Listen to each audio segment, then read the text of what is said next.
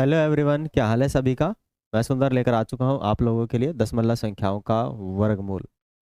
दशमलव संख्याओं का वर्गमूल कैसे ज्ञात करना है इस सेशन में आज हम भली भांति और अच्छे से जान लेंगे। प्यारे बच्चों, यदि आप लोग हमारे साथ नए हों तो चैनल को लाइक शेयर एंड सब्सक्राइब जरूर करें, सभी तक इसको पहुंचाएं। बेल आइकन का बेल आइकन को जरूर दबा लें जिससे कि आने वाले नए वीडियो के नोटिफिकेशन आपको मिलते रहें। चले आगे सीखते हैं दशमलव संख्याओं का वर्गमूल। अपने पास अभी है 17.64 का वर्गमूल ज्ञात करें। हम यहाँ पर वर्गमूल भाग विधि से ज्ञात करने वाले हैं। कौन सी विधि से ज्ञात करने वाले हैं? भाग विधि से। ठीक है, तो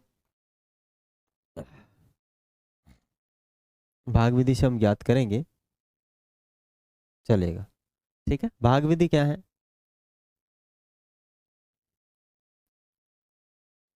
थोड़ी सी इसको मोटी बनानी है।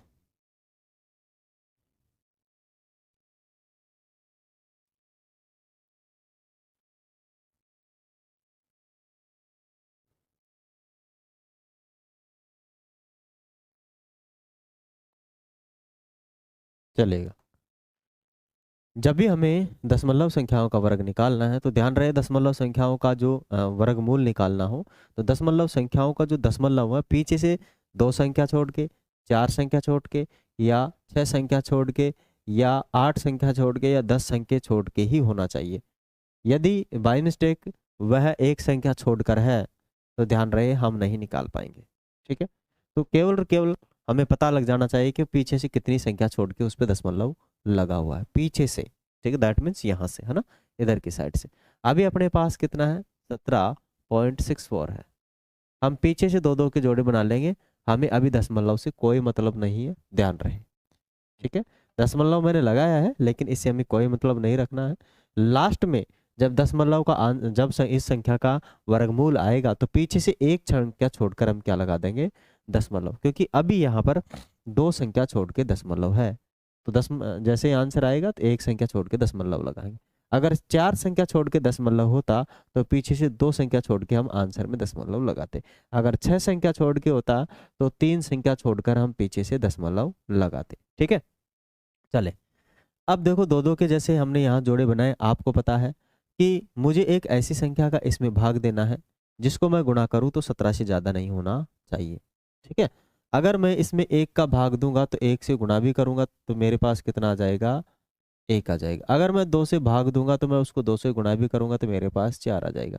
अगर मैं 3 से भाग दूंगा तो 3 से गुणा भी करूंगा, मेरे पास 9 आ जाएगा। अगर मैं 4 से भाग दूंगा तो 4 से गुणा भी करूंगा, मेरे पास कितना आ जाएगा? 16। अगर मैं 5 से भाग दूंगा तो मैं 5 से गुणा भी करूंगा तो मेरे पास आ जाएगा 25।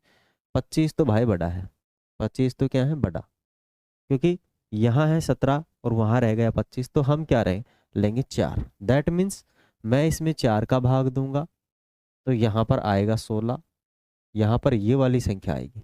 ठीक है, और यहाँ एक 4 मैं यहाँ लिखूंगा और एक 4 यहाँ मैं इसमें जोड़ते हुए चलूंगा।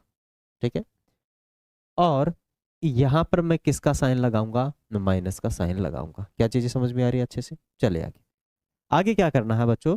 यहाँ से हमें दोनों को जोड़ के यहाँ लिख देना है और एक स्पेस खाली रखना है।